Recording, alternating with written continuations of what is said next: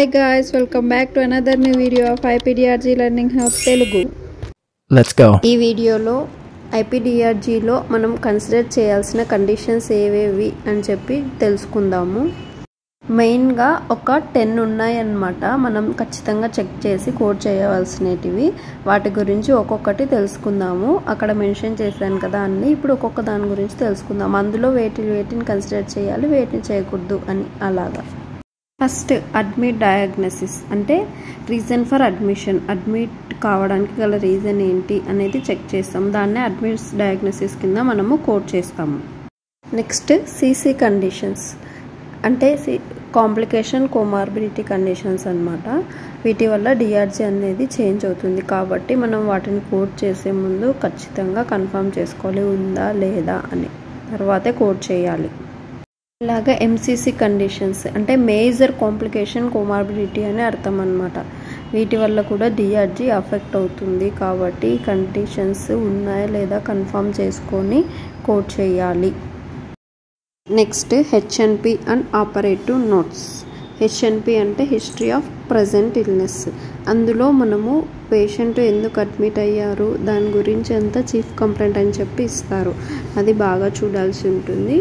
Next దాంతోపాటు MCC conditions అని చెప్పుకున్నాం కదా, అవన్నీ కూడా హెచ్ఎన్పి నుంచే మెన్షన్ చేస్తారు. ఒక్కొక్కసారి సమ్ ప్రోగ్రెస్ ఆర్ కన్సల్ట్ నోట్లో మెన్షన్ చేస్తారు.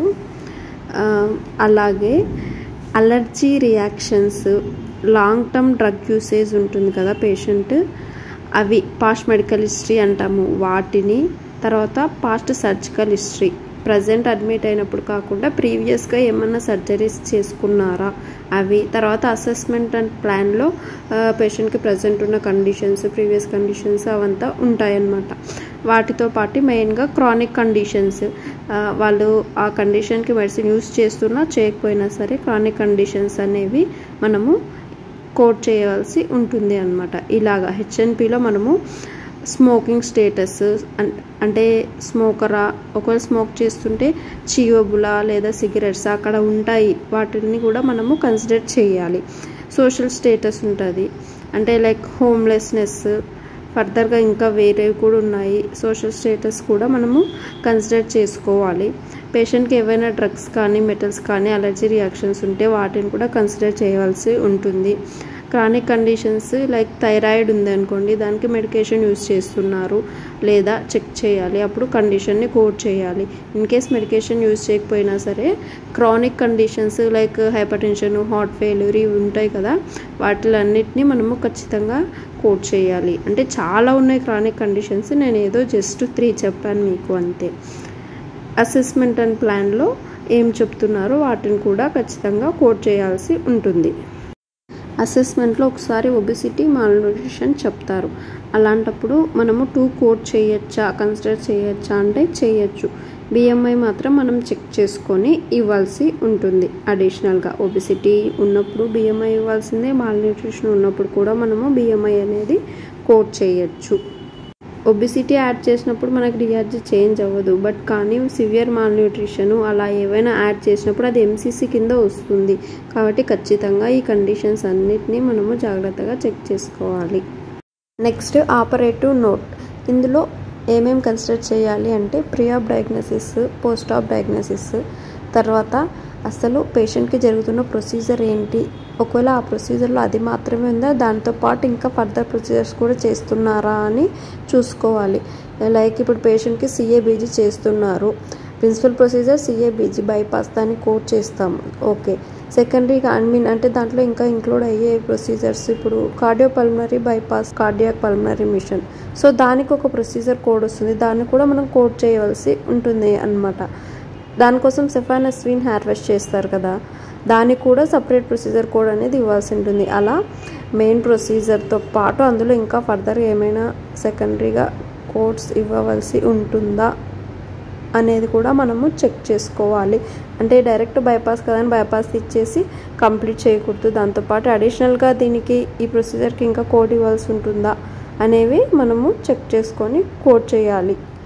ఒకవేళ ప్రొసీజర్ స్టార్ట్ చేసి ఏమైనా ఆఫ్లో ఆపేశారు అనుకోండి, ఇప్పుడు ఈజీడీ అలా చేసేటప్పుడు బ్యాప్సీ కోసం అలా సగం వరకు చూస్తారు ఇన్స్పెక్షను, తర్వాత సంథింగ్ ఏదో ఒక రీజన్ వల్ల వాళ్ళు అబార్ట్ చేసేస్తారు ప్రొసీజర్ని. యాక్చువల్గా బయాప్సీ తీయాలి కానీ తీయలేదు.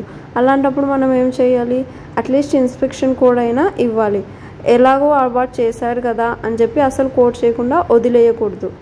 అలాగా ఇవన్నీ మనము చెక్ చేసుకోవాలి. గైడ్లైన్స్ నేర్చుకుంటే ఇవంతా ఈజీగా అర్థమవుతుంది. నెక్స్ట్ ప్రోగ్రెస్ నోట్స్లో మనము మొత్తం హెచ్ఎన్పిలో ఉన్నదే ఉంటుంది. హిస్టరీస్, సర్జికల్వి, మెడికేషన్స్ ఏం యూజ్ చేశారు, ఏ కంప్లైంట్ వచ్చారు, అవి కాకుండా అసెస్మెంట్ అండ్ ప్లాన్లో మెయిన్గా మనము ఏం చెప్తున్నారు అనేది చెక్ చేయాల్సి ఉంటుంది. నెక్స్ట్ కన్సల్ట్ నోట్లో కూడా మనము అసెస్మెంట్ అండ్ ప్లాన్లో ఏం చెప్తున్నారు, వాళ్ళు ఎవరినైతే కన్సల్ట్ అయ్యారో ఆ ఫిజిషియన్ ఏం చెప్తున్నారు, ఫర్దర్గా ఏమైనా సర్జరీకి ప్లాన్ చేయమని చెప్తున్నారా, లేదా అవుట్ పేషెంట్కి ఏదైనా ట్రీట్మెంట్ తీసుకోమని చెప్తున్నారా, ఏ కండిషన్స్ చెప్తున్నారు, అవన్నీ మనము కన్సిడర్ చేసుకోవాలి. నెక్స్ట్ ప్రొసీజర్స్, ఆపరేటివ్ నోట్ కాకుండా బెడ్ సైడ్లో లేదా ఈడీలో అడ్మిట్ అయినప్పుడే కొన్ని ప్రొసీజర్స్ పర్ఫామ్ చేస్తారు.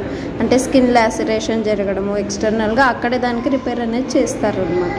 ఒక్కొక్కసారి drainage or debridement, progress or consults నోట్లో బెడ్ సైడ్లో పర్ఫామ్ చేసాము అని జస్ట్ 1 లైన్లో ఇచ్చేస్తారు. అవన్నీ కూడా కన్సిడర్ చేయాలి, కోడ్ చేయాలి. నెక్స్ట్ వెంటిలేషన్ ప్రొసీజర్స్, ట్రాన్స్ఫ్యూజన్స్, ఇవి కూడా ఖచ్చితంగా కోడ్ చేయాలి. వీటి వల్ల డిఆర్జీ చేంజ్ అవుతుంది వెంటిలేషన్స్ వల్ల. ఇప్పుడు రెస్పిరేటరీ వెంటిలేషన్ చూసినట్టయితే సిప్యాప్, బైపాప్ పెట్టినారా, లేదా హై ఫ్లో నాజల్ క్యాన్ల ద్వారా అయినా వెంటిలేషన్ ఇస్తున్నారు, మెకానికల్ వెంటిలేషన్ ET2 ప్లేస్ చేసి అన్నప్పుడు ఖచ్చితంగా ఆ ప్రొసీజర్స్ కోడ్ చేయాలి.